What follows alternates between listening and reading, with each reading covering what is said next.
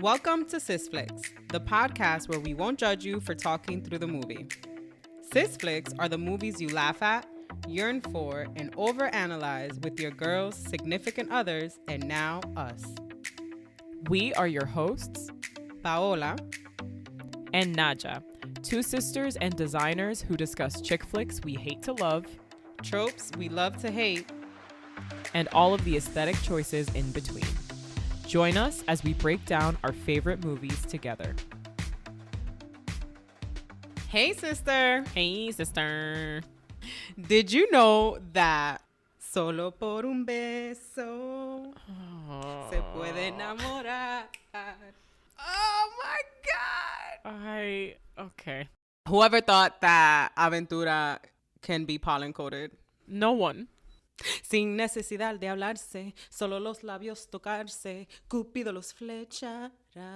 Oh, that is very pollen coated. Un beso significa amistad, sexo y amor.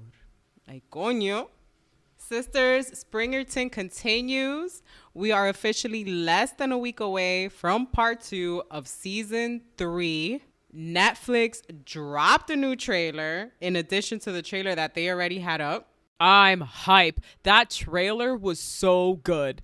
I cannot wait to see what happens in part 2. I lost my shit. Oh my god. Oh my god, that trailer Because so the trailer good. was so dramatic. A telenovela could never. So again, and I think we've mentioned this before, off the bat, the vibe for part 2 is completely different than what we saw in part 1. Yeah. Where part 1, you have like this light, sweet, rom-com vibey, right? Mm-hmm. With the romance, super romantic. I'm seeing a lot of romance in part 2, but it's just the uncertainty. It's the uncertainty, the drama behind Lady Whistledown. Is he going to find out? How's he going to find out? What's going to be his reaction when he finds out? In clips of the trailer, she's upset. He's upset. We see mad Colin, Sad happy Colin. Colin, sad Colin, sexy Colin. Like, this second part is going to be so good. It's definitely going to be something. Like, I'm hype. And one of the things I'm most excited about is rewatching it start to finish, back to back, no break. Yes. Yes. Am I crazy for that? No. Is that a totally normal thing where I'm like, oh, okay, great. I can watch all 8 episodes together now. I need you to know that you're asking me that, the other person who's been with you doing all of these podcasts. So am I the best person to ask? Probably not. But in our sample size of 2, is that weird? No. So normal. It's so normal and cool. Yeah. So, I mean, we have tons of speculation of what can happen, of who's going to be involved. I'm seeing a lot of stuff from the books showing up in the trailers that I can't wait to talk about. But first, let's get into this recap of episodes 3 and 4 so we can wrap up part 1 just in time for the release of part 2 coming in less than a week. Let's fucking go. Let's break this down. Let's go. All right, friends, Looney. sisters, countrymen. We are going to dive into episode 3, titled Forces of Nature. And we're going to open episode 3 with an incredibly sensuous scene. Penelope waiting at the garden entrance in the same spot where Colin kissed her at the end of episode 2. Very Darcy-esque fashion. Lots and lots of dry ice and smoke on the ground and like fog and mist. Colin walks towards her and he tells Penelope, much like at the end of episode 2, I had to see you immediately. And he confesses that he's not been able to sleep, eat, or speak since their kiss. Okay. All his thoughts are consumed by her, and she admits to feeling the same way. With the fog and the mist, as the viewer, you're like, this is somebody's dream. Right. You're like, this is somebody's dream, and that somebody is Penelope. This is Penelope's dream. Did you know off the bat this was a dream? The mist is a giveaway, yeah. I knew off the bat it was a dream, but I knew it was a dream because I was spoiled and knew it was a dream. No, the fog and the mist, like shit like that, defies nature. True. So I was watching this with my mom. Let's go. Earlier this week. And we got to the end of episode 2. She's like, ay, coño, let's go. Episode 3 opens. And she's like, ay, coño. Oh, shit. Excited. I'm not saying anything. I'm letting her watch it. And when she sees him wake up, she's like, ay, no me jodan, coño. She was so mad. I'm dead. She was so upset. What did I text you? Can I just say, there's a reason like that Paola and I are the way we are. Obviously 50% is mom, 50% is dad. But watching shit with my mom is so funny. Oh, no, she's hilarious. Because she's completely unfiltered. She talks through the whole thing. I mean, there's a reason why we are the way we are. She's like the commentator. It's hilarious. It's hilarious. I just like... It's like the funnest for us. Yeah, we enjoy genuinely. That shit. We just do that. There's times where we pause it because we need to talk about what's happening. My husband cannot sit with us and watch a family movie. Paola's husband, my brother-in-law, he gets so frustrated. And I'm not, I mean, I get it. Chick flicks, our movies, we're just like, okay, no, this is a girl movie night. Yes, you literally if you can't participate in this, don't sit with us. No, yeah. Yes. So when she realized this was a dream, she was like, ay, pero no me jodan. She was so pissed. So we've spoiled, it's not spoiled, I assume all of you have watched this. We've spoiled that this is a dream sequence. Colin and Penelope are passionately kissing. They are up against the garden wall. There's like a boob grab. There's like, it's very boundary crossing. Cut to sweaty, hairy-chested Colin, naked from the waist up, gasping his way out of this dream in his room. And, not the killer's lyrics again. He was doing just fine. Gotta be down because he wants it all. It started out with a kiss. How did it end up like this? It was only a kiss. It was only a kiss. Okay. He opened up his eager eyes. It's like, oh my God. So in this dream, he's imagined Penelope in this beautiful dress that kind of resembles a nightgown. It's thin, diaphanous, translucent. Her hair's completely down, which is also going back to the night that they actually did kiss. And Penelope's styling, this is not something that we super mention in our first chunk of recap for season 3, but her styling is very old Hollywood. Like, there is a lot of 1930s not only in her hair and makeup, but also in her dress. There's a lot of like old Hollywood glam happening, and her hair is like a huge homage to Hollywood styling. His shirt is undone. His vest is semi-unbuttoned. So they're kind of in like various stages of like improper undress. She's whispering his name into his ear, grabbing his arms. It's like very romantic, very seductive. And there are a bunch of burning torches that are surrounding this garden, which is kind of like symbolizing the ignition and awakening of his passion for Penelope. This like spark that has come off inside of him after beginning to give Penelope these quote unquote lessons in husband catching. And he is at a smooth simmer, just waiting. I mean, Penelope shot her shot. She was like, yo, I'm going to die and nobody will have kissed me. Please fix that. And he was like, I mean, if I must, I'll take one for the team. If I must. We can probably all relate to some extent to the kiss being the catalyst that either brings you into or keeps you out of the friend zone.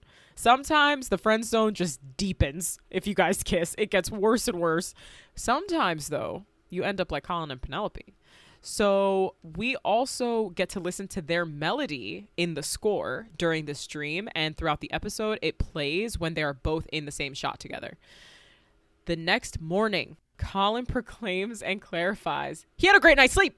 I slept fine. I had no dreams. I went straight to bed. Everything was great. I've never slept better. And all of you shut up. And everybody in the Bridgerton drawing room is like, what the fuck is wrong with him? Congratulations, maybe. Good for you. So happy for you. Hyacinth, Bridgerton MVP, the youngest of the Bridgerton clan, the Nadhya of the Bridgertons, who snuck a copy of Lady Whistledown's scandal sheet, compliments her brother on his kindness and for being such a nice friend to Penelope. And I love that perspective. I love that this was written about as if it were a scandal, and Hyacinth's like, well, you were doing something nice for her. So I think it was pretty cool. It's like the eldest Bridgerton, Violet, the youngest Hyacinth, are the ones who kind of have eagle eyes on all of the relationships. Violet is obviously approaching it from a perspective of somebody with a lot of experience in life and having many children. Hyacinth is looking at it with the innocence and naivete of a child. So she's literally just calling the shit as she sees it. And you gotta love that. once Hyacinth mentions Lady Whistledown, Eloise gets uncomfortable and excuses herself. Ooh. We see Eloise visit the Featherington house, which is a shocker, right? Because they're not friends anymore. Penelope has been shut away for a week after being humiliated by the Ton and by Lady Whistledown, also known as Penelope.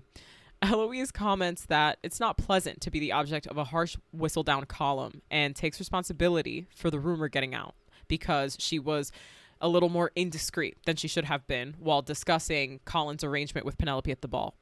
Penelope immediately accepts her apology. Eloise could have stomped on her and called her a dumb idiot, and Penelope would have been like, but you're at my house. Like, is everything going to be okay?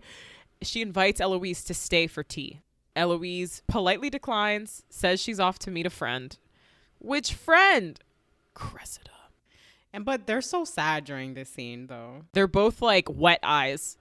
Both of them are doing a really great job of, like, I think showing a little restraint, a little bit of hope, and quite a bit of heartbreak. And any time that they've interacted so far this season. All at the same time. Yeah. Before she leaves, she wishes Penelope luck. But the way she says that almost like with regret, because just the episode before, she was expressing sadly how she thought they would be spinsters together. Mm-hmm.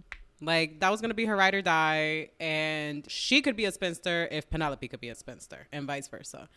So it's almost like, in a way, when she says that to her admitting out loud, like, their friendship's not going to ever go back to how it used to be. Because regardless of what happens, if she does get married, if she does find what she wants, like, even if they do reconcile, their friendship's going to be altered. Forever. Yeah. So we leave this sad scene. Later that same morning, Penelope finally ventures out of her house for a promenade with her lady's maid, Ray, also known as an ally. The MVP. An ally. An ally. Happy Pride. Who is also promenading by himself? Colin. Question mark. Motherfucking Bridgerton. And I feel like he went out on that promenade to see if maybe he would bump into Penelope, maybe hoping that she had reemerged into society after her humiliation at the hands of Lady Whistledown. They catch sight of each other as the people around them start to whisper and gossip. And I'm going to judge so hard. Penelope kind of motions to Colin that she wants him to follow her underneath this incredible weeping willow where the branches go all the way down to the ground. It's almost like this curtain of leaves that can hide you from plain sight. I am gonna criticize a bit though, because Penelope motions to him, hey, come follow me underneath this willow tree in the open ass air in the view of fucking everybody. Paola, did you catch this? Yeah. It was like they put on an invisible cloak. Nobody saw them go under the tree. Like, they're so slick because nobody fucking saw them go underneath the same fucking tree together. Like, the shit was a joke. That was and like... they did it like back to back. Or at least wait a minute, right? Like, okay, you walk go first, around, I'll make wait a 5 circle. minutes and I'll meet you there. So stupid. Maybe? No, right? Eso fue... And then Ray stands there, right? Because she's keeping an eye out. But we're going to just pretend that nobody saw them. There's tons of people everywhere. Tons of people that have already seen them and already started gossiping, but they disappear one after the other in the same direction, and it's fine and normal. Get the fuck out of here. We're going to suspend our disbelief. Thank you. That anybody saw them go behind the willow tree. And so this is one of those scenes that they actually went back to reshoot. As they're promenading and he catches her eye while they're still walking, he's still walking behind her. He's natural Colin. Oh, okay.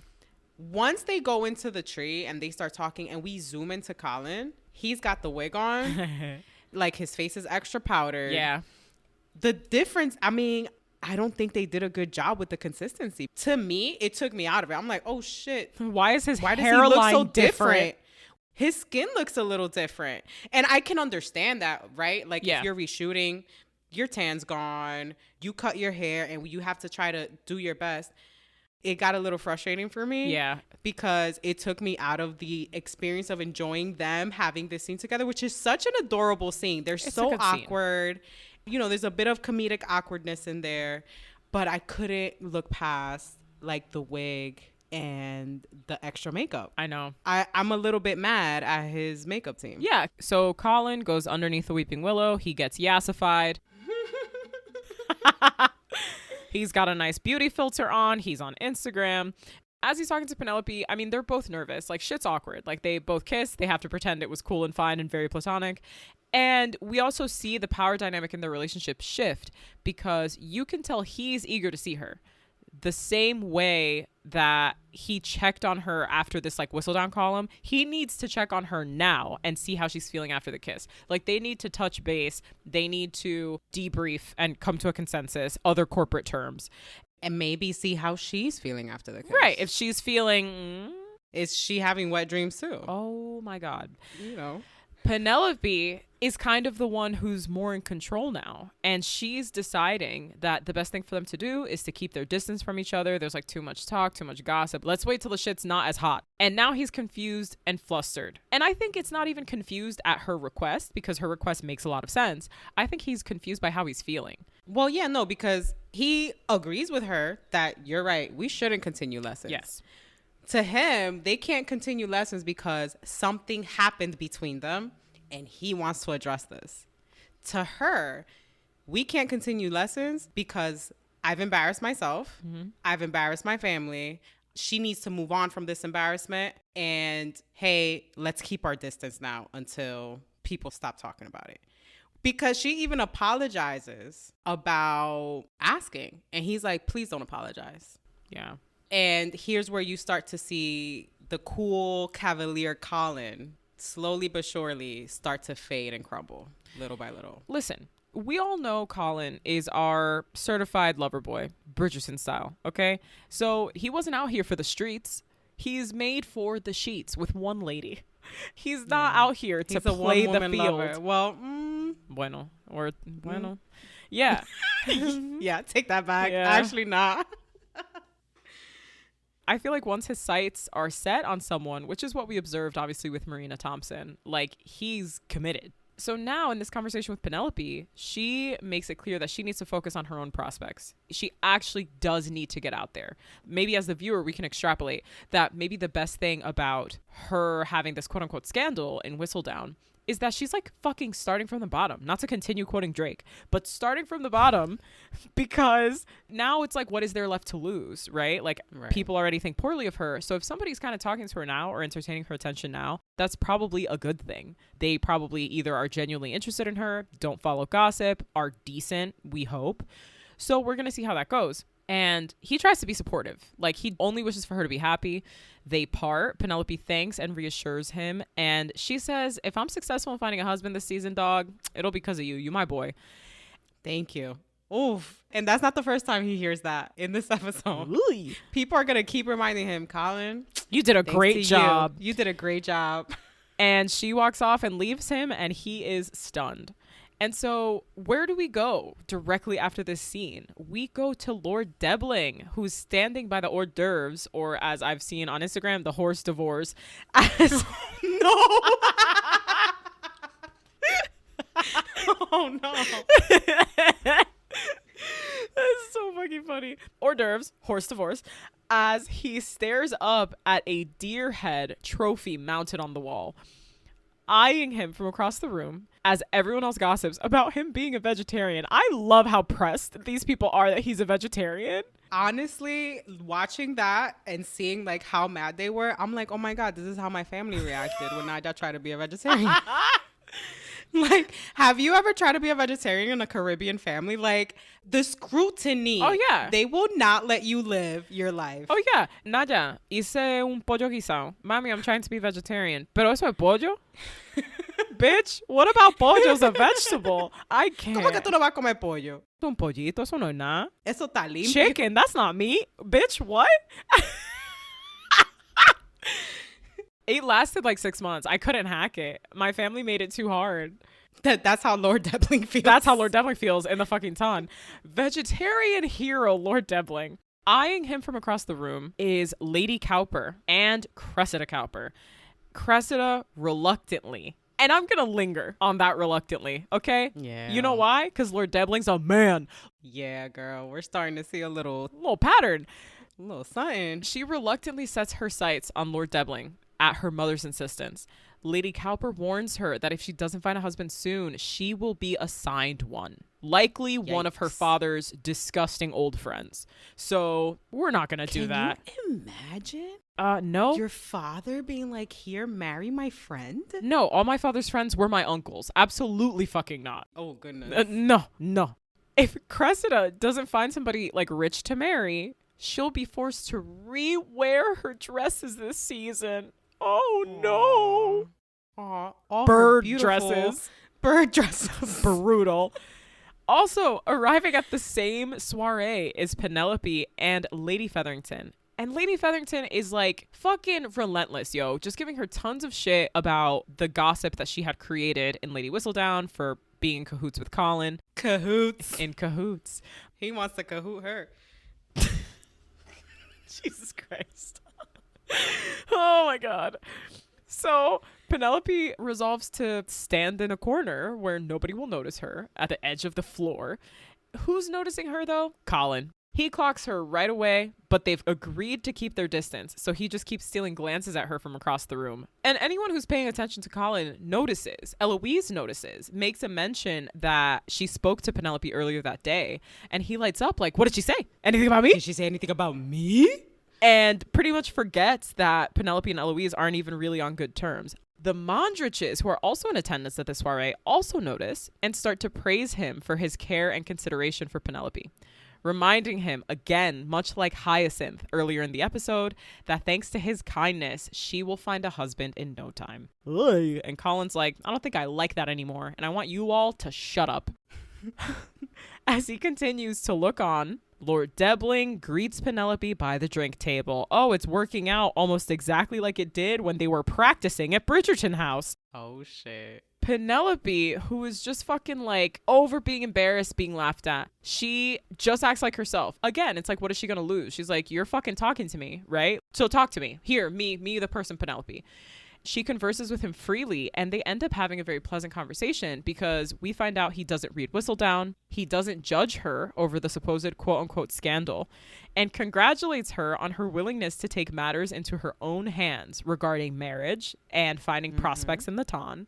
Listen, he's a vegetarian. He's a lord. He's a feminist king. Like, Lord Debling. Scram. He's tall. That's important to people. He is tall. He makes her laugh. He does right? make like her he's laugh. a little funny, right? Like he doesn't take himself too seriously.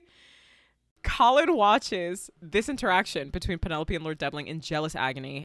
Now it is like slightly showing on his face. Like my man is slowly losing his control on his internal monologue. Subtle. The next day, after the soiree, baby, who's ready for some Sanditon hot air balloon madness? Girl, let me tell you, desde que salió el trailer, as soon as that trailer came out and I saw this hot air balloon, I'm like, are they really going for the Sanditon? If y'all haven't seen Sanditon, because we mentioned it in the last episode without giving too much background, Sanditon was a PBS Masterpiece Classic series that lasted 3 seasons. It aired for the first time in 2020. It was a huge success, even though it was supposed to be the first and only season. It was just a mini series. Then the creators of the show decided to expand it. A couple of things happened. The second and third season were not as quality as the first. And you know what? That's okay. It is based on a Jane Austen unfinished work that she had been in the process of writing when she died. So very open-ended, right? Didn't have to be a miniseries because you could just make up the ending as you go, as long as you start with the Jane Austen building blocks. This had a memorable and dumb hot air balloon scene.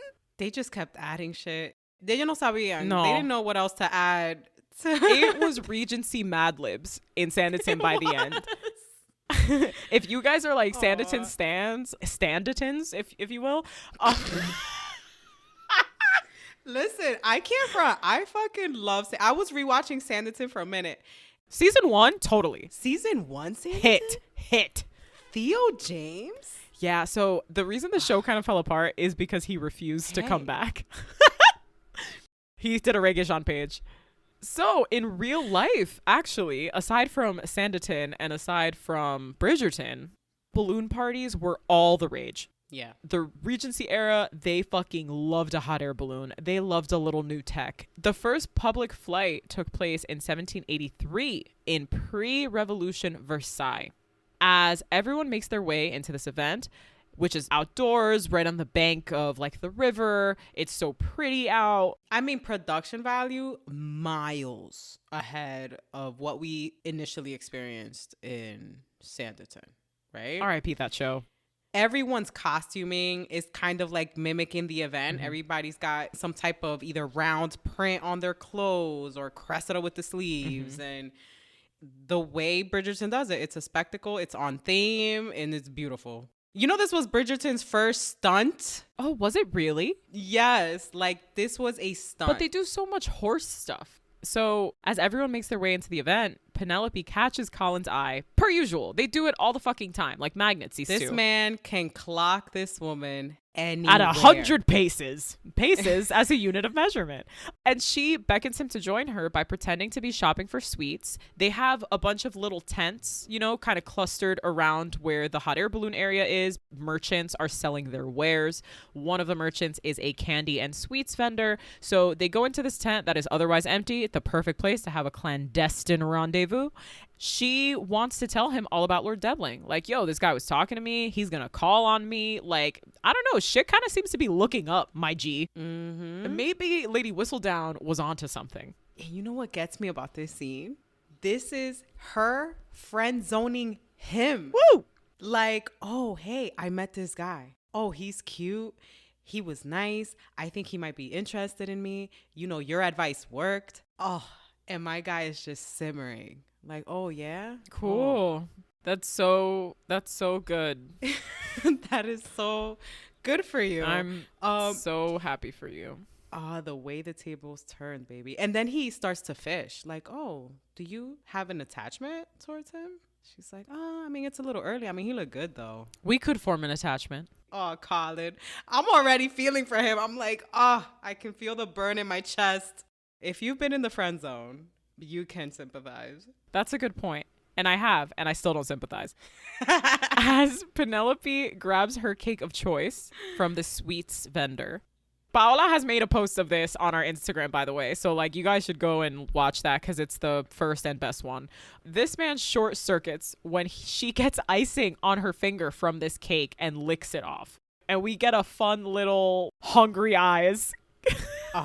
We get a wonderfully thirsty look at Penelope licking her fingers and lips. This is the equivalent of the Duke eating ice cream and making out with the spoon. And Daphne's in like, season 1. And Daphne's like, oh shit. Yeah. And Colin is not doing okay. He is unwell. And Penelope, we love that for you. He cannot stop looking at her lips. Luke Newton has done a great job showing the joy, confusion, and longing of a man who suddenly woke up and feels like he just saw one of his best friends for the first time. Through a completely different lens, yeah. And in a later scene, actually, we realized that Colin ended up buying the same cake that she was eating, so do with that what you will. And he eats it as he's watching her from across the park. Unfortunately, though, as he is looking on hungrily, thirstily. And I just want to include here, like, I think we mentioned this in our discussion of season 1. One of the big jokes about Colin in the books that they emphasize much, much less in the show is that he, like, loves to eat. He's constantly munching. He's always snacking. And, like, you can't put out food or a tea service around Colin because that shit is going to be gone. So I do think it's funny that it's like he's focusing on eating this thing. And if you're a book reader, you know that about his character, how central eating is to who he is. In an interview, he discusses how he tried to make sure that he was seen eating less in this specific season because he's going through something emotionally. Mm-hmm. But to focus on him eating this cake in this moment, you can see that he's thinking of her. He just saw her eat it. And it's not eating the cake for the cake's sake. It's eating the cake just to imagine this is what she tastes like right now. Hubba, hubba. Whew. Down bad. Crying at the gym. Unfortunately, Penelope, through Colin's entire fucking crisis over a piece of cake right now, is talking to Lord Debling, who has called her over to join his conversation with Eloise and Cressida Cowper. A conversation that has been going frighteningly awkwardly. Oh, goodness. With Eloise's help, Cressida and Debling had a few moments where they seemed to share a bit of a connection. Debling mentioned how much he wishes to escape his family. That's part of the reason why he wants to take a wife, establish his home, his estate, and that he loves to travel and really, really cares about animals. So that's another kind of factor. Cressida is elated when he says this because she feels the same. She wants to get married, maybe not for the man part, but definitely for the getting out of my house part. And if that can be with a man who plans to travel for the first 3 years of your marriage, so much the better.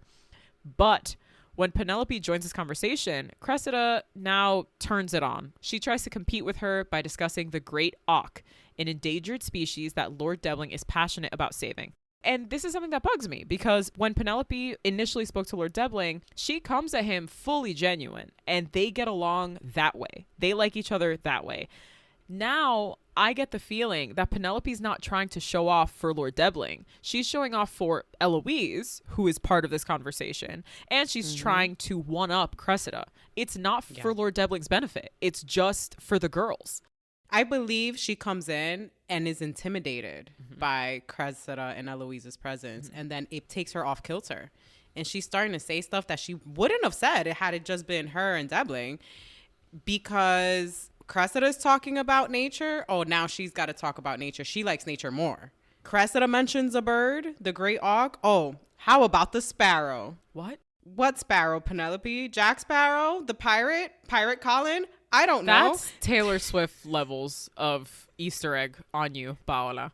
And, you know, Penelope, in this kind of awkward exchange, delivers her best line of the episode, guys. There is nothing I love more than grass. What? Still watching this entire horrible interaction from across the way is our puppy dog Colin. The fucking asshole douchebaggy bro lords that he tends to hang out with are teasing him about being the quote-unquote marriage whisperer. He puts on his best Zoolander face and tells him he's done with all that. He's done with being the fucking marriage whisperer. I'm trying to be a fucking hoe. We should go out, boys. Colin pretends to focus on the hot air balloon, but he's really actually focusing directly past it where Penelope is standing with Lord Steal Your Girl Debling. Hashtag pebbling. The most unexpected thing starts happening. The wind quickly starts to pick up. Bitch, that's how you know there's going to be a problem. It feels like the fucking Sanderson sisters are about to come up out of the ground or some shit. This is so unexpected. We could have never imagined that there was going to be wind and an a issue problem with the hot air balloon. Oh my God. Oh man, this is so unpredictable. I'm so surprised. Prudence and her very dumb husband, her pretty dumb husband, accidentally kick over one of the ropes that is holding down the hot air balloon as they're getting a little frisky. Prudence, who is ambivalent at best about friskiness, and her husband, who is super down with it. And thanks to Colin's jealous gaze upon Penelope and Lord Debling, he is the first to realize that the balloon has been let loose and is now starting to float and is heading right towards Penelope. And it has got this like basket right where people would stand. It's a tub. Thank you. It looks like a tub multiplied by 3. And it is made of like really hard wood. I think at some point somebody taps on it and you could tell that it's like hard. And so something of that size just whacking you, even if it's at a slow speed, that's just gonna hurt. That's gonna break something. So now Colin's like, oh fuck, this thing is gonna hit Penelope. While her companions disperse at the sight of the loosened hot air balloon, Penelope turns around to see what's going on. As far as she can see, because she's got tunnel vision, and that tunnel's called Colin. All she can see is that Colin is bravely and strongly pulling one of the ropes that is attached to this basket to stabilize it and plant it back on the ground. And she is frozen in place, staring at his forearms and thigh muscles in action. Oof. He's got his sleeves rolled up, which is why you can see his forearms. It's like very loosey-goosey. She finally reacts and stumbles as she tries to get away, because why wouldn't she? She's quirky. She's cute. She's going to be clumsy. Penelope stumbles. She falls. So now she's like, oh, fuck. This wooden tub is going to scrape off the top of my skin on my body. Debling baseball slides right up behind Penelope. And can I just fucking say something, my dude? My man slides up behind her in fucking cuddle position. Spoons her. The balloon is coming towards her. From her front. The front of her body to her face. My guy slides up behind her, spoons her nice and cuddly. And I'm like, what did you think that would do? What were you doing, my guy? I had to rewatch that with Paola like 4 separate times. It was so goofy. He does put like his arm kind of around her to like protect her face a little bit. My man is in cuddle position A. He went in for the spoon. Penelope said, I might die tomorrow and I need to be kissed. And Lord Debling was like, you might die and I need to cuddle slide you. Right in. So the men at this hot air balloon presentation event, led by hero Captain Pirate Colin, get the hot air balloon under control until the balloonist hops in and is able to pilot his contraption into the sky. So take a rider up into the sky. Cressida, feeling jolted by Debling's display of heroism towards Penelope, pretends that she hurt her ankle, and Debling quickly leaves Penelope's side to go check on her. Cressida is full of shit, but she knows a lot of tips and tricks for somebody who's not married. So I don't know, girl, that shit ain't working. How do we feel about the two very eligible, gentlemanly, and heroic males going after Penelope? Maybe Debling. You can't even say Colin's going after her. Colin's pining for her, and you got Debling trying to actively court her. Pining, yearning, longing, wanting. Monday through Friday. That was Colin's schedule for like months. He's like, I'm busy. I have to pine today. I'm busy. I'm pining. I'm yearning. I'm wanting. I'm longing. I'm aching. And it's a full-time job. I think the scene was kind of meant to communicate, like, in spite of what we're being told about Penelope, that she is unworthy of marriage, that she's not a good match, that she's going to be an eventual spinster. It's her 3rd season on the shelf. In spite of that being said to us with words, I feel like what we're shown is that Penelope is desirable, that she is a person that both Colin and Lord Debling like, and is worth saving, is worth companionship. And I like that juxtaposition where the show is like, we're going to tell you one thing, but we are going to show you another. Yeah. And also in that same breath, you're also showing these two guys that are willing to take risks for her. Yeah. Or are willing to do great actions for her in service of her. Hot. Love that for you, Pen. Later on that evening, Lord and Lady Hawkins, who throw a ball dedicated to quote unquote innovation. Okay. Lazy Met Gala theme. Lazy Met Gala. Nobody went dressed to theme. Yeah, nobody came on theme. No more animatronic swans. What only Cressida. Cressida was the queen of the Innovations Ball Met Gala. Always, all the time. Dead. With the circle sleeves. Dead. I mean, Cressida's circle sleeves this season are a paid actor. We see the Bridgertons arrive arm in arm. This season, we see Benedict and Francesca together more because we're experiencing Eloise and Colin having more screen time together.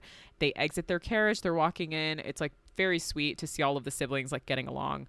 Violet drops her glove. It is gallantly picked up by a handsome stranger. We meet Lord Marcus Anderson, who is played by the very handsome Daniel Francis. He and Violet meet again inside of the ball and bond over how much they love their kids, which is like incredibly wholesome and sweet. We find out that Lord Marcus Anderson is Lady Danbury's brother. And Violet's like, girl, I didn't even know she had a brother. And this is the unwelcome guest that Lady Danbury made reference to earlier in this episode in a discussion with Queen Charlotte that feels like a throwaway scene, but actually isn't. We're very interested in finding out the tea and the beef because it seems like Lady Danbury is not down to host her brother, and we want to know why. And this makes me question, like, because anytime we see him interact with Violet, it's all very precious, actually, wholesome. They connect in terms of family, kids. They talk about their late marriages, their past marriages. It's like, oh, he seems like such a wholesome guy. Yeah. But the disdain that Lady Danbury has for him, beef. You're like, what happened? What is he hiding? What is going on with him? It makes me suspicious. Francesca, now the queen's sparkler, right? Not the diamond, the sparkler. God. Is feeling really overwhelmed after being introduced to a number of suitors, including one selected by the queen herself, the high-ranking Marquess Samadani, who's played by David Mumeni. Nice, polite, loves music, comes from a family of 8 children, except he loves being from a family of 8 children and she struggles with it. He seems to be a good match until he mentions that he wants to have a massive family. Run, Francesca. Red flag. It is literally the opposite of what Francesca wants. She's like, if you make me have 8 children, I can't say what I'll do.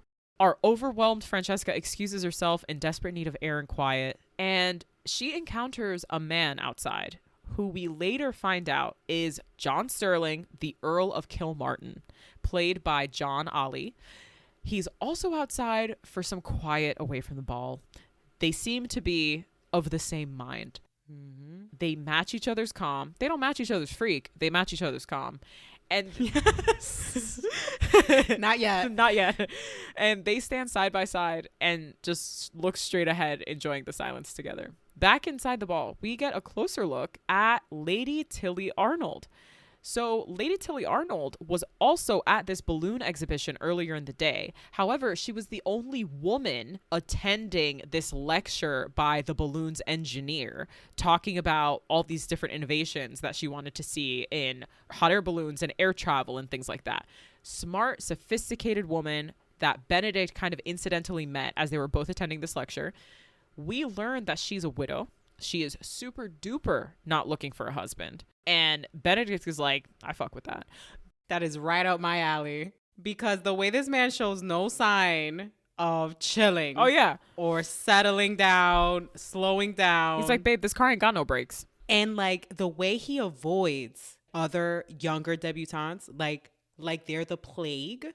And then he meets this woman and he's like, oh, okay. She looks like she wants to have a good time. I can give her a good time. And Benedict is a romantic. Like, he pursues. Like, we see him going forward pursuing Tilly Arnold. Even though he's aware that listen, I'm not looking for a relationship. I want a friends with benefits. And he's like, oh my God, totally.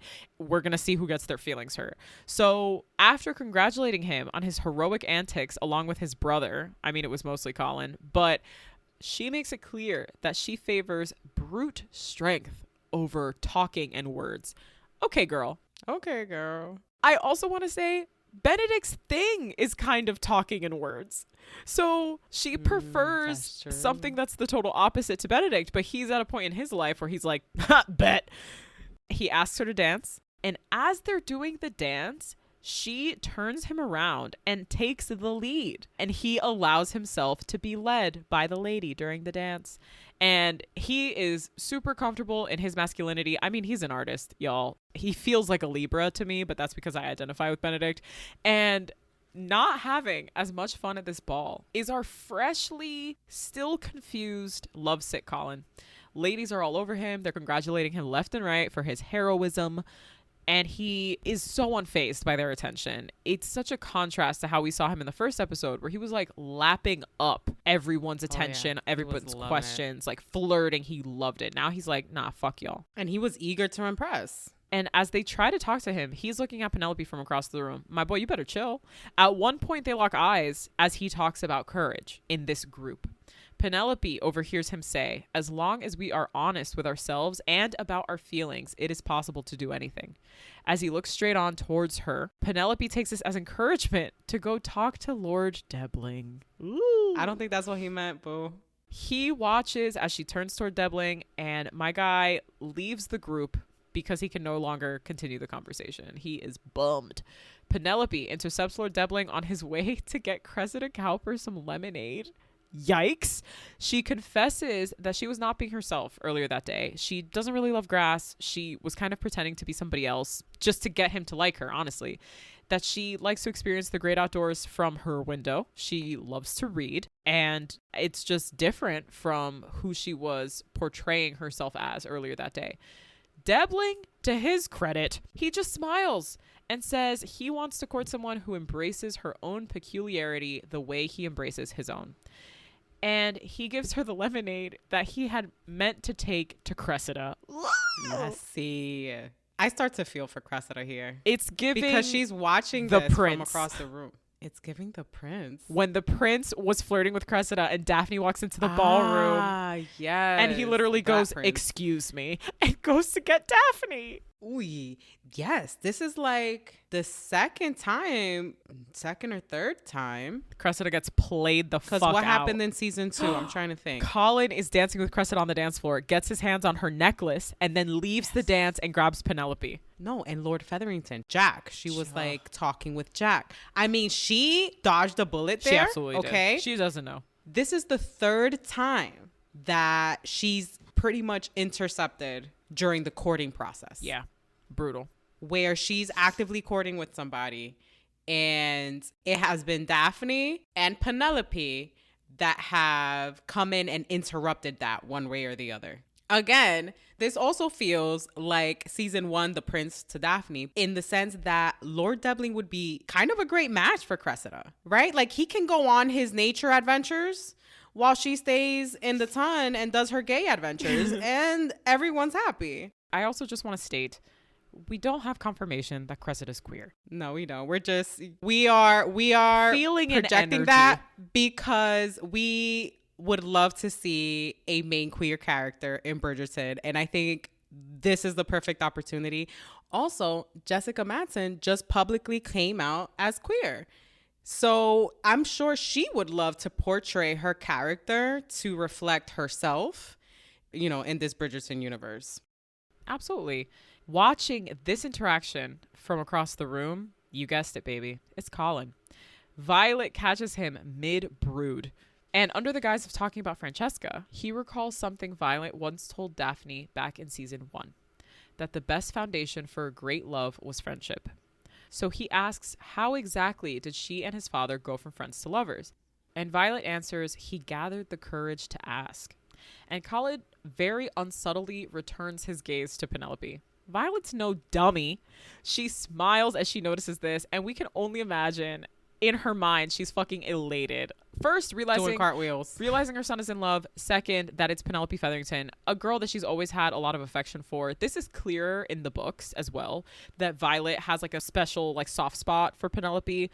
Well, the Bridgertons in general. Yes. So in the show, we've come accustomed to seeing Penelope just come by the house. And she says it earlier in this season, where it's the only place I can go unchaperoned, where I can go and be myself and not have to have my lady's maid. Being in her house sucks because everybody's shitty there. And even in the book, there's points where even Anthony kind of takes on like a protective role over her, right? Just like you mentioned earlier, even them as a group, when they're out at a ball, the boys, they make sure she's having a good time because they notice she's ignored and people don't interact with her. Getting back into this conversation between Colin and Violet, Violet looks at her son as he walks up to Penelope to ask her something. When he goes to try and ask her, he freezes up, stares at her lips, stares at her eyes. He's speechless. As he describes in his dream in the beginning of the episode, he can't sleep, he can't eat, he can barely speak. And now we're seeing that manifest. There's a scene later on where Violet wants to bring him stuff. And he's like, no, I'm good. And she's like, you sure? You don't want to? He's like, no. If I go down, I'll eat all the treats, being sarcastic, but he just doesn't want to be interacting with people or be in the mix. Mm-hmm. And here's that manifestation of him not being able to speak in the presence of Penelope. And just as Colin recovers and is about to say something, Lord Debling comes up to Penelope for their agreed upon dance. Penelope looks at Colin expectantly, and he can't get any words out. My man is struck speechless and drops the motherfucking ball. And so Penelope's like, okay, I'm going to go dance with Lord Debling. When I was watching this scene, I'm like, say something. Ask her to dance. It's such a Colin thing to do, to be like, oh, actually, no, I was going to take her out to dance. And the fact that he can't get anything out, he just watches her as he places her hand in this man's hand and lets him lead her out to the dance floor. Now he's standing at the edge of the room looking onto her the way we saw her fucking do for 2 seasons. Oh, yeah. And probably longer than that even. Now Colin and Penelope have kind of switched. He's taken the role of wallflower at the edge of the ballroom. She's the one on the dance floor. In a voiceover, Whistledown says, in the battle between man and nature, it is clear that the battle is in fact between man and himself. and an orchestral version of Billie Eilish's Happier Than Ever plays. Ooh. Oof. And I love when they do these voiceovers with whistle down right above, like literally telling you what's going on. The battle between man and nature is the battle between Colin and Debling. Yeah. The real battle is between Colin and Colin. Is between him getting out of his way, realizing what it is that he wants, what he needs, and going and getting it. And if you think about the lyrics of Happier Than Ever, it's her saying, like, you are my everything, but you made me sad. Don't waste the time I don't have. I could talk about every time you showed up on time, but I'd have an empty line because you never did. Too little, too late, motherfuckers. Ooh, that would be a great song. Watching Debling and Penelope dance, and it's a nice dance too, and they're twirling, and then he like hugs her from behind. That's part of the dance. Lord. And Violet's watching this the whole time. She's just watching him from across the room. Sufriendo. Sufriendo. Yes. Good. Another thing that was kind of like creeping in the background of this episode is the continuation of the Mondrich's storyline, right? Will Mondrich still wants to run his club, the gentleman's club that he worked really hard to get the money for and open. And it's finally successful. In the time before his son became the heir to this like baronetcy, he was making a living, he was working, he had found a purpose for himself, right? Outside of boxing. Alice misses their home, their actual home, the one that they blood, sweat, and tears worked hard for together. And so they skip the innovations ball to kind of try and live their regular life, where Will is at the club tending bar and Alice is able to go back to their old home. But a club patron, a society member of the Ton, warns Will that he's got to choose between being a peer in society and running his club, because gentlemen of the Ton do not work, and it is looked down upon to do so. And think about how hard that is for somebody who's had to work their whole life. Or not only has had to work their own life, but whose integrity is built into how hard they work and how much they do for their family. Going from there into episode 4, titled Old Friends. Hey. Episode 4 opens with everyone just visiting during calling hour. Debling calls on Penelope, which is adorable, and Debling brings Penelope a plant so that she may continue to enjoy nature from her windowsill. A love fern, if you will. How to Lose a Man in 10 Days. What is that? How to Lose a Debling in 3 balls. How to Lose a Debling. He brought her a love fern, and now this is How to Lose a Debling in 10 days. You know who didn't bring Penelope a gift after traveling the continent for months and months? Motherfucking Colin Bridgerton. Hello. Bitch. Right? And why didn't I think about that before, right? It took for me to see Debling bring her a gift for me to be like, wait, hold on. Has anyone else ever given her a gift? Has anyone given her a gift? Colin, isn't this your friend? You brought your whole family gifts, but you didn't bring one thing for Penelope? Is it because she didn't write you? Are you secretly mad? I don't know. Girl, yes, he's secretly mad. Hardly able to believe their eyes, the rest of the Featherington women decide to intrude on this visit after they were caught eavesdropping at the door. Portia, the chimosa, y entrometida, because she can't mind her fucking business. Portia just can't let Penelope like exist and enjoy something and have something organic to her. She puts Penelope on the spot by saying that all she likes to do is sit at that window reading. Where's this window? It's a window that sits at the very front of the Featherington home. What does the front of the Featherington home face, my girls? Bridgerton house across the road. This leads Debling to ask, why do you like that window so much? Portia, if you don't shut the fuck up. Because this man is also like so perceptive. Yeah. From the beginning. It's rude. Like, why are you asking me so many questions? I'm not comfortable. Why are you asking me so many questions? Why are some of them right? Stop. Please don't read me. I'm good. Penelope says she just enjoys the view, but she's growing tired of it. You know, Bridgerton house. Speaking of Colin Bridgerton, he is at Bridgerton house reading through his journal, and I'd love to know what he's reading. I would love to know what he's reading. He could be rereading that part that Penelope read while he's thinking about her. Could have been great if maybe Netflix would have showed us that. Hey, is he pining for Penelope? Can you make that clear, Netflix? I would love to see him having reread that part as he thinks about her. Missed opportunity. That's what happens when you have like 17 storylines. Also, Honestly. making calls that morning is Benedict. For the first time ever, we see Benedict formally call on a lady. Lady Tilly Arnold, who makes it clear, bitch, I don't want to be called on, okay? We should go fuck instead. Back at the Bridgerton house, Francesca, or actually I should say Violet, is waiting for the Marquis Samadami. Instead, Francesca receives a different caller, and it is a gentleman who shared that quiet moment with her at the ball. She's finally formally introduced, because they were not introduced at the ball. They just stood there next to each other, staring out into the distance in comfortable silence. So this man really showed up to a house without formally knowing anyone there. Probably just correctly assumed that she was a Bridgerton, right? Because it's known that the Bridgertons have a look. Oh, that's probably a Bridgerton. You know where the Bridgerton house is at. Just showed up and says, I'm here to call on your daughter, because he doesn't know her name. Finally, we learn that he is John Sterling, Earl of Kilmartin. He learns her name is Francesca. And now everybody's confused by this visit. And then even more so by the way they just sit in just happy silence, staring into the distance. I haven't read Francesca's book, but this whole situation, I'm like, I need to go read this book because I need to know what's lying under the surface here. I need to know the thought process. I need to know what's going on because I'm not getting anything from these two. Go, girl. Other than Give us nothing. I get the comfort in that, and I get that it's just, you know, somebody who meets your calm, right? Or meets your freak. I love that for them. I would love to know what's simmering under the surface here. Marquis Samadami finally arrives, making for a bit of an awkward situation now. But the Earl Kilmartin excuses himself and leaves.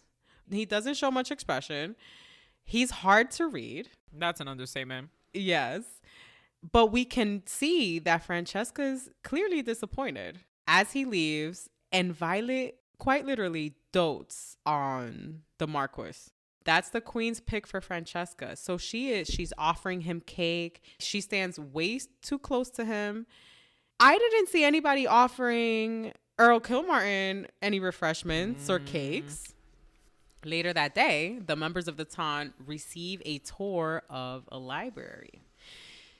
A gentleman of the Ton who has thousands of books invited everyone over to come tour his library. Lit, my G.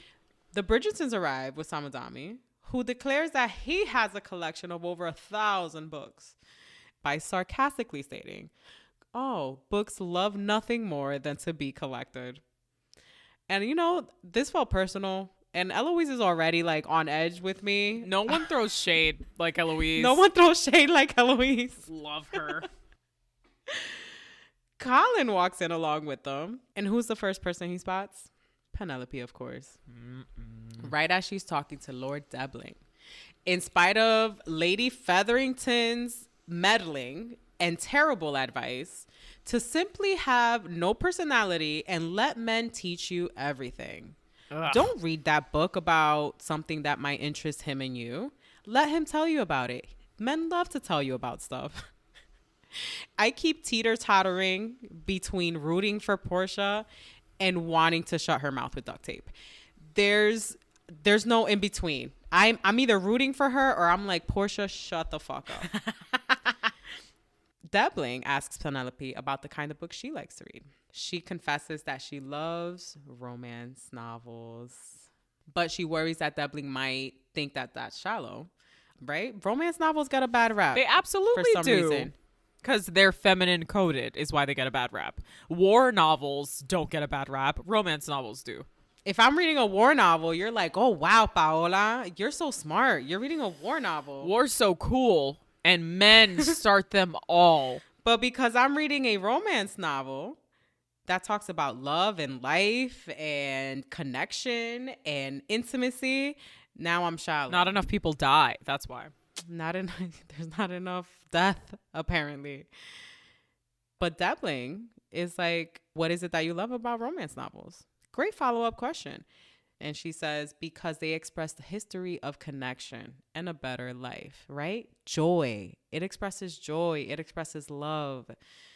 He actually appreciates and approves her response and said that he's glad that she has her own passions. He asks, are there any novels where the man goes traveling for a long time and his wife stays at home running the estate by herself?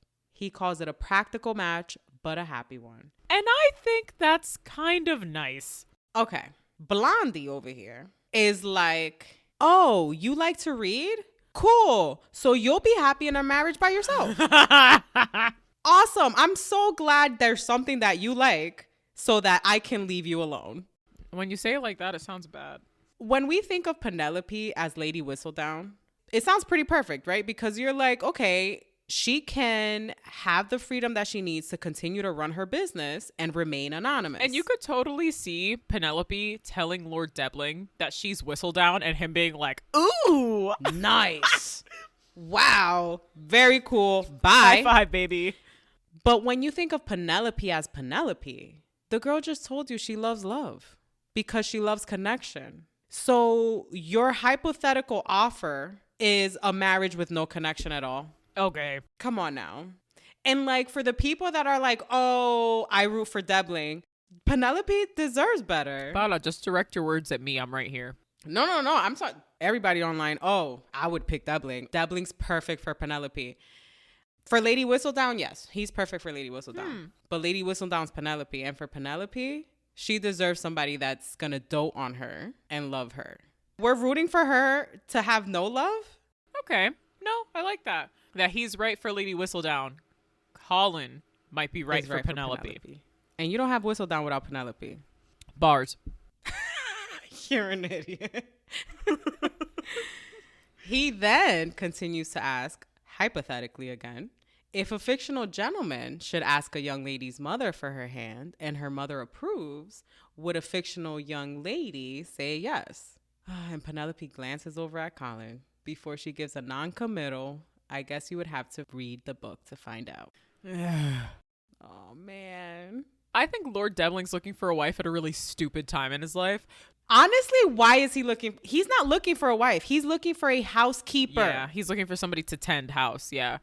Girl, really? And maybe have children. Maybe, yeah. Maybe have an heir. Let me get you pregnant, leave for 3 years. Whatever happens to me out there, at least I have an heir. I mean, and someone to tend to my home. I mean, kind of. Like, that's logic. This is what we want for Penelope? No, it isn't what we Get want the for fuck out of my face. Have my babies, tend to my house. Peace out. He is unfortunately a good dude.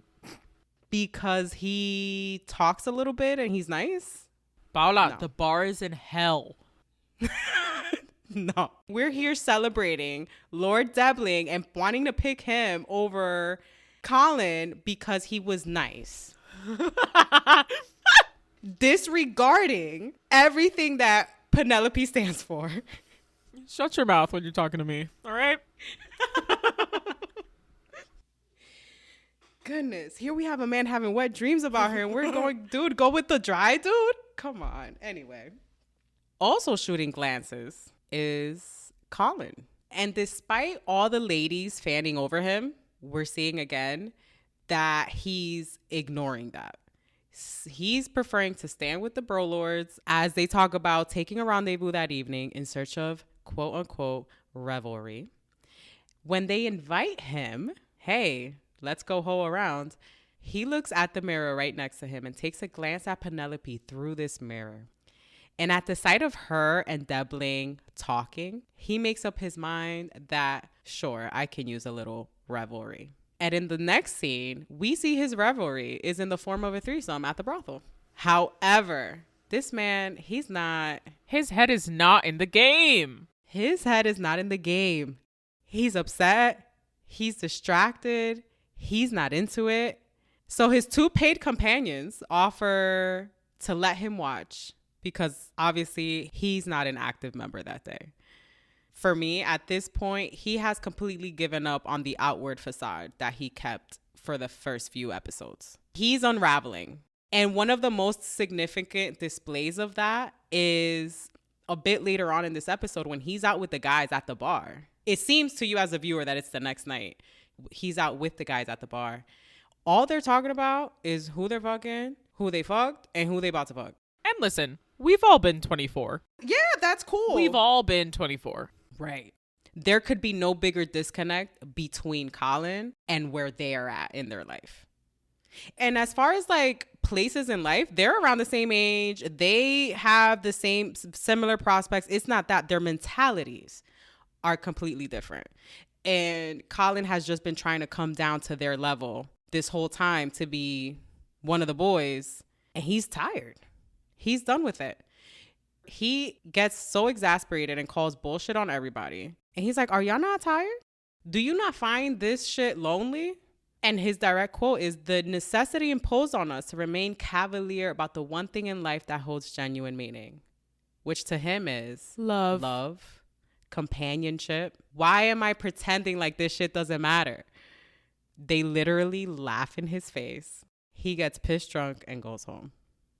Also feeling out of her element is Cressida Cowper. And we see her for the first time in her home, which was jarring, honestly. The juxtaposition of Cressida in her pink feminine ruffles standing in this dark, moody drawing room was impactful. I think did so much as the viewer to empathize with her almost immediately, because she quite literally looks like a bird in a cage. We've been kind of pulling this thread about this symbolism behind Cressida's costuming. And it was such an amazing choice by the production and the costume team to create this visual. Just by her standing in her garments the way she is in this room, she looks trapped. Dropping by to check in on her is Eloise, who has noticed that she hasn't really been herself. She's been really worried about not being able to find a suitor for the third season in a row. And we find out that she's never had a friend call on her, to no one's surprise, as she describes her own home as an oppressive mausoleum, which, girl, yeah, that's definitely. And I think it's because it's so striking, because we've gotten so used to seeing the rest of the homes in the ton. The Bridgerton house, the brightest of them all, the Featherington house, the Danbury house. Why is this family with means have this? I don't understand. Theke means. Lord Cowper asks for a moment alone with his daughter and asks Eloise to step out of the room. Lord Cowper also seems like a fucking asshole. They all seem like jerkies. And Eloise overhears him tell Cressida, stop hanging out with that Bridgerton girl. Now, we wonder, Nadhya and I have been speculated. Could this be because of the scandal that ensued last season about Eloise's political affiliation with the radicals of London? Or have they noticed an inclination in Cressida regarding her preferences when it comes to a romantic relationship? Because she can't have friends. Why is this girl not allowed to have girlfriends over? I mean, is it also because she's a bitch, though? Is it also because she's not a girl's girl? Is it because she's not a girl? Or hasn't been, I should say. Back at the Featherington house, Penelope is pacing up and down her hallway as Lord Debling is speaking to Portia. The man has not hesitated. He has asked Portia for permission to propose to Penelope. And for once... Hot. I'll say it. Oh, yeah. A man of action. Oh. You know, he can't wait to get married and leave. For once, you fucker, we see Portia happy with Penelope and celebrating the influence that Penelope's station as Alfred Debling's wife might bring them. I think this is the first time we see Portia actually happy and celebrating Penelope. And that is so fucking sad. Absolutely. Penelope, however, is hesitant because, as we know, she prefers a love match. And when Portia realizes this, she scoffs and declares that what's truly romantic is security. Be smart, Penelope. That's what's truly romantic, is security. And, you know, Portia's not wrong. And I think that we can respect her honesty here. But I also think that she's projecting. She's projecting onto Penelope her own lack of security and her own lack of romance in her life, even when her husband was around. And because she doesn't know her daughter, she has no idea that Penelope has quite literally already secured her financial future. Been had. She don't need to marry for money. She built her security. Now, she can't go spend it willy-nilly without bringing up suspicions, without it being sus. But Penelope has worked her ass off to have what she has at this point in her life. She doesn't need a man to bring that to her. She already has it. And I'll say this, though. Out of the 3 daughters, Penelope is the most like Portia. She's out here working. Oh, because they're both scheming. Shrewd. I consider Penelope smart, but I think intelligence and shrewdness are 2 different things. And I think Portia is incredibly shrewd. They're both calculating. Yes, good word, shrewd. Financially aware. Mm-hmm. Philippa and Prudence could never. They're dummies. They have hot air all up in their heads. They got that shit from Lord Featherington. Oh, God. The one mostly like Portia is Penelope. And if Portia would just fucking talk to her daughter, she would know that. So, with that said, if Penelope wants a love match, she owes it to herself to at least try to experience a love match. Because she's done the work to secure everything else. But Portia, however, not knowing this, she's like, listen, you be smart or I'm going to be smart for you. Therefore, if you don't agree to this proposal, I will. And then you're going to have to marry him because I said you're going to have to marry him. Penelope is expecting a proposal at the Queen's Ball later that evening. So she's got a lot to think about. The news of this possible proposal for Penelope reaches the Bridgerton house because apparently Portia can't fucking shut up about it. And when Colin claims that he might miss the ball because he's hungover, he is bottle weary. I'm adopting that shit. Hungover, that's for you ratchet bitches. I am bottle weary. I'm dead. I'm dead. Scram. Violet strategically mentions that it would be unfortunate for him to miss the fruits of his labor. Thanks to your help, Penelope is expected to receive a proposal tonight. Isn't that amazing, Colin? You've done such a great job. What a shame that you're going to have to miss that. Violet is... See you later. The fact that she uses her powers for good, you know? I love her. Because she could use it for evil. The swiftness with which Colin turns around, with which he turns his bottle-weary head around when he hears this. Violet, she notices what's going on with her son, who she describes as her most sensitive child. She urges him to take off whatever armor he's built around himself. Take that shit off. Go do what you need to do. Stop worrying about pleasing others around you. Do what you know you want to do or need to do. So as he sits in the study later that evening, all he can think about is Penelope. The candle that he had lit on his desk starts to go out. TikTok bitch, running out of time. And he recalls the moment that he and Penelope shared when he knocked down said candle and cut his hand. This seems to spring him up into action because we see him get up. So at the ball that evening, the ball opens up with a pair of dancers performing a passionate retelling of the story of Eros and Psyche through dance. And the dance expresses the story of Eros and Psyche in the moment where Eros wakes up Psyche. And it takes you through their passionate relationship. And at the end, it shows Eros elevating Psyche, representing when the gods granted her immortal life due to their love story. I love that they incorporated that. And this display of passion from the dancers seems to stir up emotions in all the lovers at this ball, because we get a glance at Francesca looking over at Earl Kilmartin. Lols. We get a glance at Penelope really considering her prospects. Prospects are important. Mm-hmm. Even Marcus Anderson. We even see Marcus Anderson kind of look over to Violet. I mean, everybody is just, you know, inspired by this passionate display of a dance.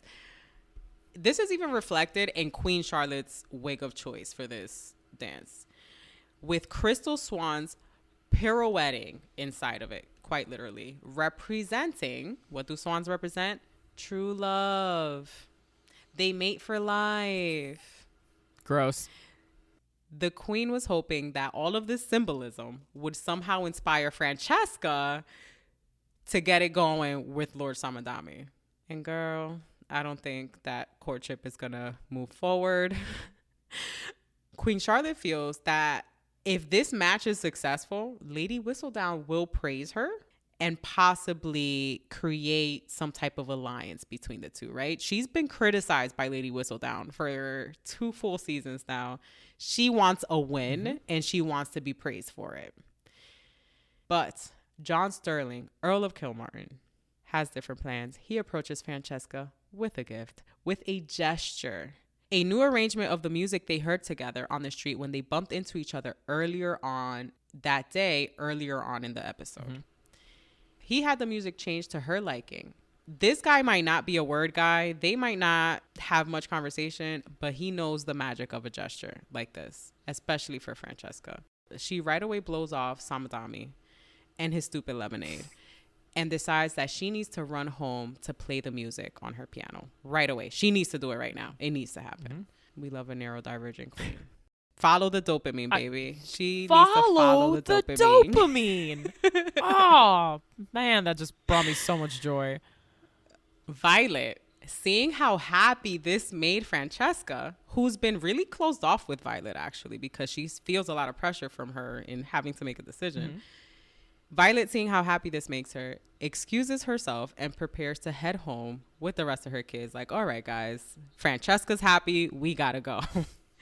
Even if that meant disappointing the queen. Girl, I feel bad at this point for the queen because her track record. Track record. No, my girl is struggling. She is 0 for 3 at this point. Yikes. Still at the ball and still considering her prospects is Penelope, who's dancing with Lord Dempling and decides that she's going to directly ask him, hey, listen, do you think love might grow between us based on the type of relationship we're going to have? You're going to be away. Do you think we can still grow? Like she's trying to work this out in her head. How can I make this work for me? Can you fall in love with me through letters? Can we build a relationship? What type of connection can I count on from you? And he very honestly, he's like, I'm not sure that I'm going to have much space in my heart or time for anything outside of my work. And you know, my toxic trait is thinking that I can change his mind. I can fix him. We'll see about that. We'll see if you cannot make We'll time be for me. eating meat together in no time. I'm going to be fixing you up this sancocho. I'm dead. Give me a couple weeks. After his brutal honesty, he does call her beautiful. So that fixes that. It makes it better. He compliments her dress. So he's nice again and we like him again. And she should pick him over Colin, right? Obvi. No. In enters Colin. My guy raced to this ball, past his boys, past everyone leaving, no regard to who's watching, little regard to manners, to the tune of Snow on the Beach by Taylor Swift. He walks in, immediately interrupts Penelope's dance with Dempling. Which is wild. That's why I'm saying little regard for manners at all. You did not do that. That created a scene. Yeah. And that's like the last thing you want to do. That created a scene. Yeah, I couldn't. That was wild. Like sitting there watching the episode and like jaw drop and like, oh, Nadhya, is this so scandalous? Somebody interrupts the dance. Like, no, obviously in 2024 parlance, no. But like then, oh my God, everybody's immediately like, what the fuck is happening? I love it. I'll take Chaos Colin. Go get your girl. He really is Chaos Colin. Wow. Yes. That's his MySpace name. Chaos Colin. XX RAR. Walks in, immediately interrupts the dance, cuts in, and takes Penelope into his arms. As they dance, Colin begs Penelope to see that marrying Dempling is a mistake. He's not right for you. He's leaving for 3 years. He's going to leave you by yourself. Why are you considering marrying this guy? Penelope gets in his face and says, the only mistake I made was fucking asking you for help. Ooh. And she's determined to accept Dempling's proposal. For her, that's her chance at freedom, right? Because she's thinking logically. The calculation to her is, okay, here I have this in one hand. Yes, I might want love, but that's a gamble. Mm-hmm. I have one thing for sure.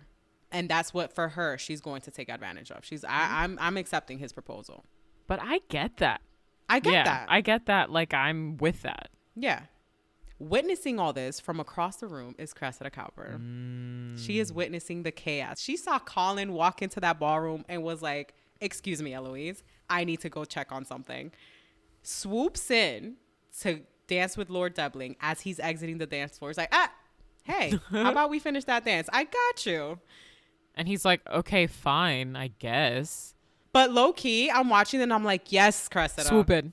Go fly over there. Get your sloppy seconds. Hey, listen, sloppy seconds is better than nothing if you got no prospects. Closed mouths don't get fed. All that. Closed mouths don't get fed. As they're dancing, they're seeing that Colin and Penelope are bickering. And Cressida volunteers. Oh, Eros and Psyche battling it out. And he's like, what do you mean? I thought they were just old friends. Episode name.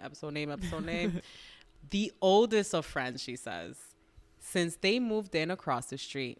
And Debling, who's been reading Penelope since episode 1, puts 2 and 2 together right away. Needed 0.5 seconds. After the dance, Penelope tries to catch up to Lord Debling. And he point blank asks her if she sits at her drawing room window to catch sight of her friend Colin across the street.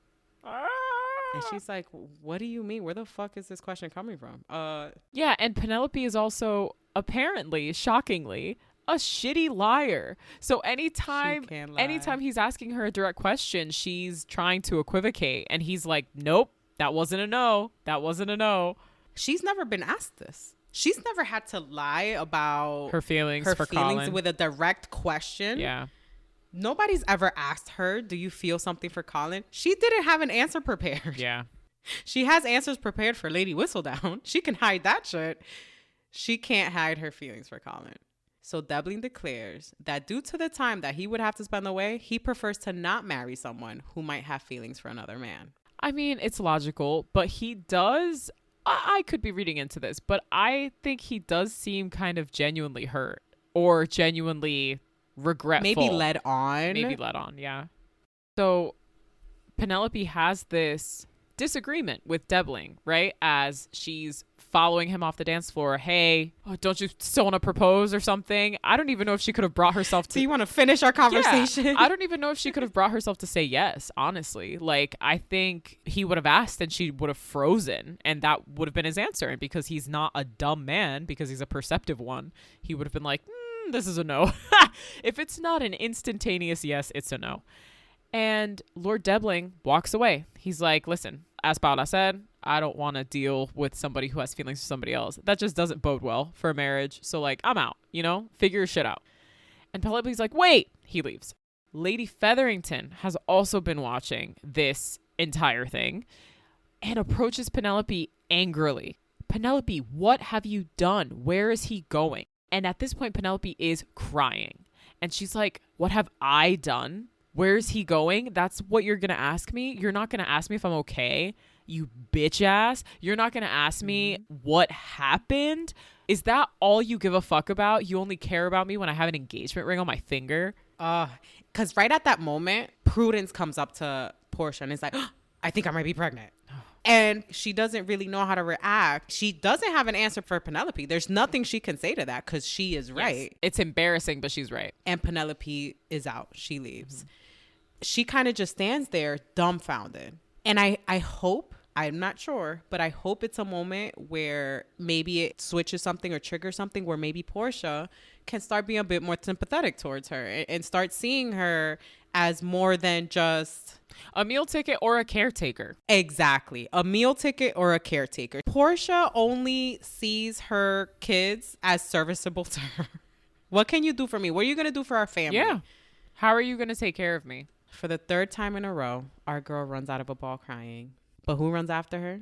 Our hero, Colin motherfucking Bridgerton. Hero is such a strong word, but okay. I mean, he saved her from a hot air balloon. Well, now that you put it like that. Colin runs after her, chases down her carriage, and begs her to let him in. She reluctantly lets him into the carriage, and he desperately starts to ask if Debling proposed. At that moment, he just needs to know, do I still have a chance? And Penelope's like, you fucking asshole. Mm-hmm. You ruined my chances, and then you have the audacity to come here and question me about it. Mm-hmm. And she lets him know, no, he didn't fucking propose because the scene you caused made him think that you might have feelings for me. In her mind is like, here's the hitter. Here's the ultimate insult. Yeah. Colin's gonna flip out if I suggest that he has feelings for me. To her, that's impossible. For her, there's no world where Colin has feelings for her. So he goes, what if I do have feelings for you? Oof! It's all in the face. It's all in the eyes when he's like expressing this to her. This man sinks to his knees to confess everything that he's been feeling for her for the past couple of weeks.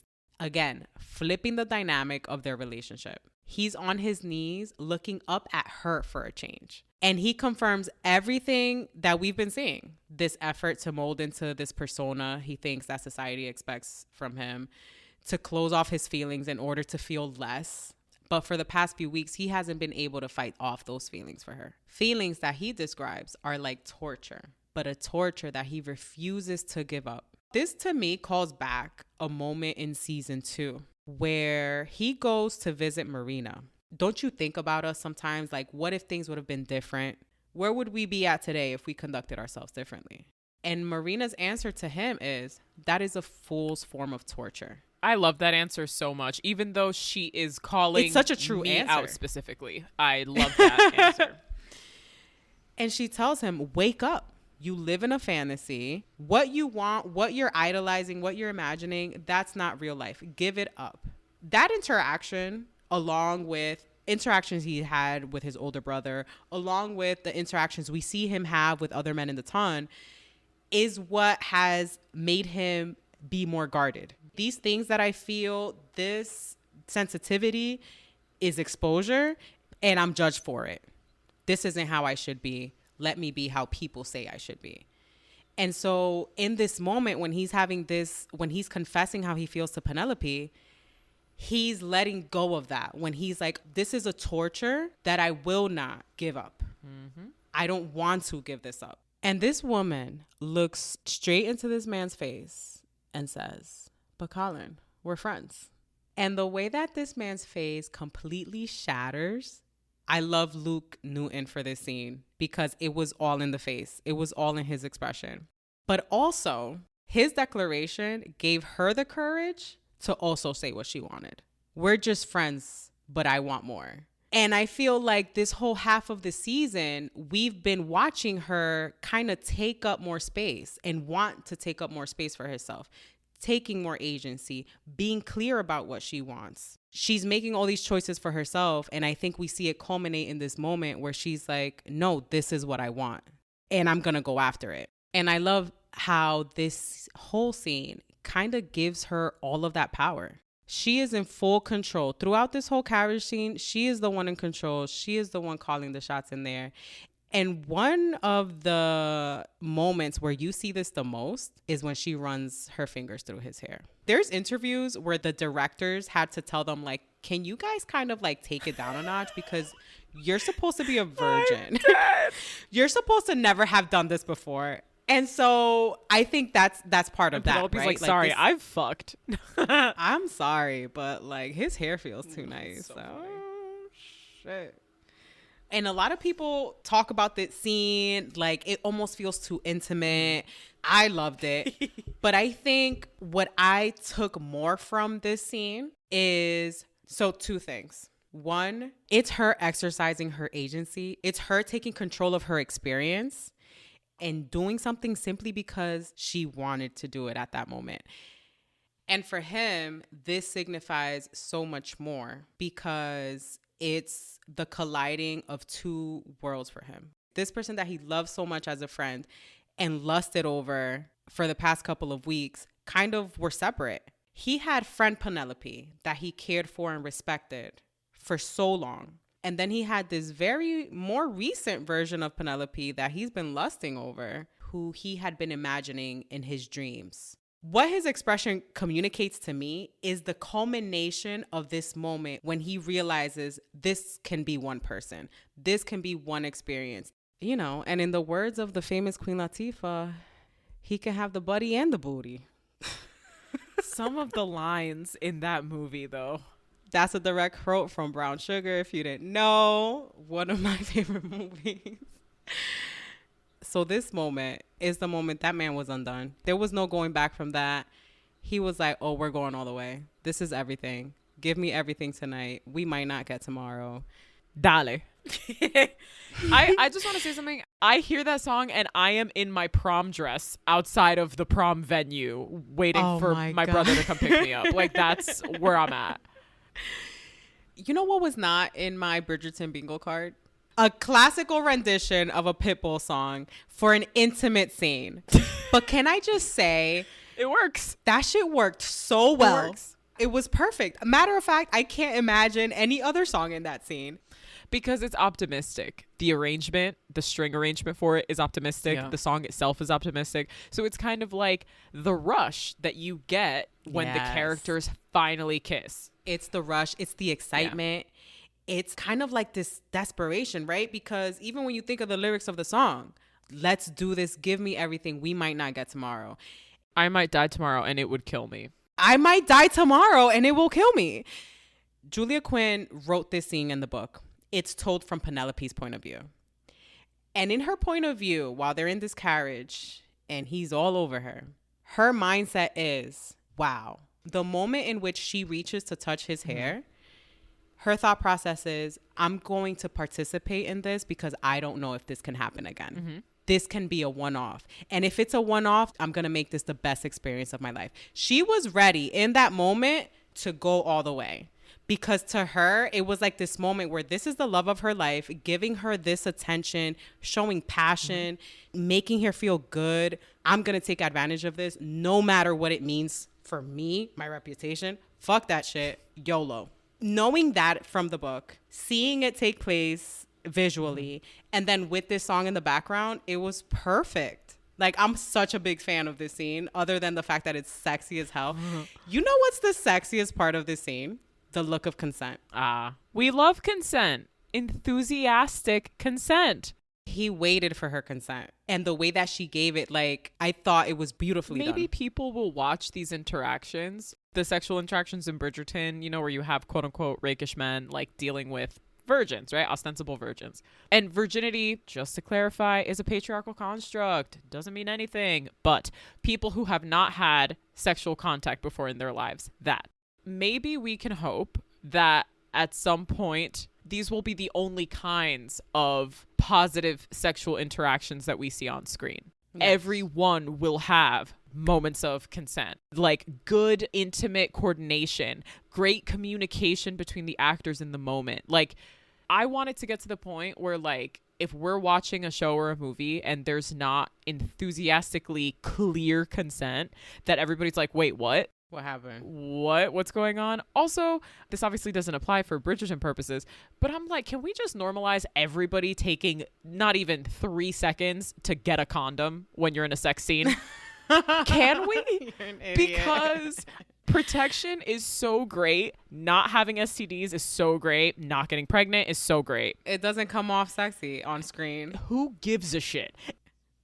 Who gives a shit? It's also, it doesn't entice the viewer. No, but it's part of it. It's so unrealistic. Like, anyway, whatever. And I think we mentioned this in our discussion of episode 1 and 2. The way the female gaze is showcased in this show is spectacular. Absolutely. Because again, we don't even see skin. Mm-hmm. We don't even see that much skin. It's just in the touch. It's just in the eyes, and they both communicate with their eyes so well and so clearly. When that carriage comes to a stop, you know, after the panic that the carriage has come to a stop, the shift in his face to show his resolve of like, yes, this is exactly what I want. Without saying anything, he communicates with his face that he's determined about the choice he's about to make. And what choice is that, ladies and gentlemen? He hops out of that carriage after he fixes her up and he gently puts her together, avoiding key fingers, hops out of the carriage, pulls out his hand and says, "Are you coming with me?" She's like, what do you mean, am I coming with you? Mm-hmm. Your family's going to see me. And he's like, for God's sakes, Penelope Featherton, are you going to marry me or not? Delivery was perfect. Like, I have no notes. The delivery was very perfect. Good. The carriage scene, the intimacy, the declaration, it was perfect. In my book, 10 out of 10. This is taken directly from the book. In the book, this carriage scene takes place with an argument. It's not about another suitor, but it does start as a heated argument and they get into it. It's actually his carriage and they arrive to the Featherington house. When he gets out of the carriage and asks her, are you going to marry me or not? They walk straight into her house and he speaks to her mom. Now they flip that for the series where they arrive to the Bridgerton house first and he takes her out of the carriage and announces it to the family. And we know this happens because we've already seen the trailer, so that's not a spoiler. Mm-hmm. And I think this isn't a spoiler either because we're seeing this take place, right? This will he, won't he find out about Lady Whistledown? I think the trailer communicates to us that he does. We just don't know how that's going to happen. In the book, this carriage scene takes place after he discovers that she's Whistledown. So it holds a bit more significance, I feel like, because he knows her identity, knows what she does, knows her truth, and with all of that, desires her, wants to marry her with all of the information. Whereas in the series, there's a big part of her life he doesn't know about. Mm-hmm. To him, that's Penelope, his friends that he fell in love with. This other identity, her alter ego, is kind of his enemy at this point. He hates whoever Lady Whistledown is. And that's going to be a big catalyst in their relationship when we get there. And the trailer that was released recently shows all of that tension. So yeah, cannot wait to see that take place. Mm-hmm. Nadhya, any thoughts of the series versus the book at this point in the show? I mean, I agree with what you said about him in the book having his eyes open, like, you know, going in with the information, whereas in the series, he's going to be super blindsided and we're going to get that like episode 7 couple seems like they're not going to work out and then they reconcile in episode 8. Like, I feel like we're going to get there. Right. That's the formula. Very Daphne and the Duke, where it's like, but they're married. Why are they having problems? And then it's like this contrived plot based around jizz. So this, oh no. So like this is gonna be obviously like a huge test in their relationship. I'm very curious to see how that will go. Also, there are many points in the book that, you know, they haven't been alluded to as heavily in the series, so I'm not going to spoil them, but that have to do with Lady Whistledown and have to do with the search for her identity and how that search gets ramped up and who participates in that search. So even more than the tension between Colin and Penelope, I'm like nervous about the Whistledown potential reveal. Mm-hmm. And what happens after the Whistledown reveal? Is it only revealed to him and Eloise? Right. Or is it everyone? Is it going to be exposed to the ton? If it's exposed to the ton, how does she continue to publish for future? I mean, because we're going to get a season 4. We're hoping they get picked up for season 5. I mean, based on the success of this season, you'd be dumb not to pick this up for season 5. So, I mean, I think at this point it's had major success. It's already broken records.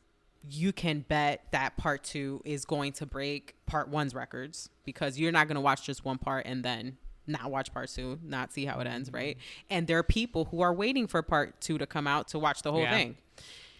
With part 1's release, there's already people saying this season feels rushed or I didn't like this season. We were saying that. I'm like, you can't watch a movie to the middle. You can't turn off the movie at the middle and then be like, I just don't like how they did it. That's fair. We still have a whole other part. This is just half. And I feel like this second half is going to bring a whole complete different vibe and drama. I can't fucking wait. I'm hype. I'm hype and nervous. I don't know what's going to happen. And in this trailer, we didn't see much of anything else going on with anyone else. I mean, I know we haven't completed our coverage on Bridgerton season 3. We're only halfway into the series. These questions are usually reserved for our wrap up at the end once we finish a story. At this point, I'll ask this. On a scale of 1 to ardently admire and love, how do you feel so far about Bridgerton season 3? 7. 7. Oh, 7's not a bad number. How do you feel at the halfway mark, book or show? Show. Always Come show, right? on. Oh, when it comes to Bridgerton, it's always show. Get out of here. Get out of here. What about you? Both. Right now, book or show? You know, for me, they're like close right now for this season of Bridgerton. Still show, but it's a lot closer than, I mean, I feel like I can read the book and still get the same experience I get watching the show. I mean, aside from the side characters. But honestly, I don't really need the side character story this season. I can't. The only side character I'm very partial to is Eloise right now. Yeah. Everyone else, I'm kind of like, yeah, I like you. Cool. I want to see you do good, but it's so much. It's a lot of story. It feels like a lot. It's like we could have the Featherington pregnancy plot. We could have the main plot with Colin and Penelope, subplot of Eloise and Penelope and Cressida kind of being like a fake ass love triangle. I like Cressida's plot. I do. And then I like Cressida's plot. I like her inclusion in this story. I could have done without the Featherington pregnancy thing. I just think they're Penelope's funny. the one that's gonna end up having a boy. Oh, that's so they funny. are funny. I will say that. They definitely bring the comic relief. The Featherington husbands are my favorite. They are so cool with being in this matriarchal family. They don't feel threatened. They're completely comfortable with where they're at. Their women can lead the way. They're cool with just supporting them. And I love that for them. And they're just fun. They're fun. They're funny. Viven en el aire. Yeah. I love the comic relief they bring. I love it. But yeah, so book or show? Show. Come on. But I have found myself watching this series and revisiting the book in certain scenes. Like, oh, how does this play out in the book again? Okay. And still feeling satisfied with that. And on a scale from 1 to ardently admire and love, I think I'm going to have to go with an 8 so far. Okay. Yeah. Okay, a little high. I'm really enjoying this season so far. Let's go. Yeah. So, sisters, thank you so much for listening. Thank you so much for talking through Bridgerton season 3 with us up until this point. Let us know what you think. Who do you think is going to be next season? What is your favorite side plot? We have many to pick from. If you're listening through Spotify, you can go into the show notes and take your vote. Give us your pick. Thank you again for listening. If you want to hear more, please leave a review wherever you get your podcast. And don't forget to share. Sharing is caring. Come find us on Instagram at Sis Flicks Podcast. Shoot us an email at sisflickspodcast@gmail.com and let us know what you think. If you have suggestions or a movie request for us to cover in the future. And stay tuned as we conclude Springerton for part 2. Thanks, everyone.